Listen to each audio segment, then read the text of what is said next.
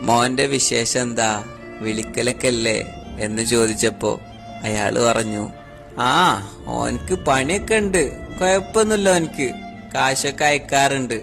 പിന്നെ വിളിയും വർത്താനൊക്കെ ഓന്റെ ഉമ്മാനോടാ, ഓളെ ഫോണിക്കാ വിളിക്കല്. വർത്താനത്തിനിടയില് ഇപ്പൊ ഇവിടെ ഉണ്ട്, കൊഴപ്പൊന്നുമില്ല, ഞാൻ കൊടുക്കട്ടോ എന്നൊക്കെ ഓള് പറയുന്നത് ഞാൻ കേൾക്കാറുണ്ട്.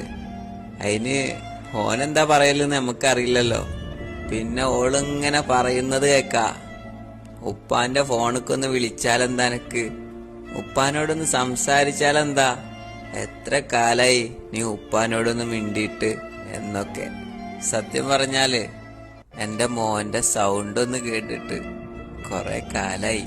എന്നിട്ടാ വാപ്പ പറയാ, നിങ്ങൾക്കൊരു കാര്യം അറിയോ, മക്കളില്ലാത്തപ്പോയല്ല, ഉള്ള മക്കൾക്ക് നമ്മളെ വേണ്ടാത്തപ്പോയാ നമുക്ക് ശരിക്കും സങ്കടാവുക.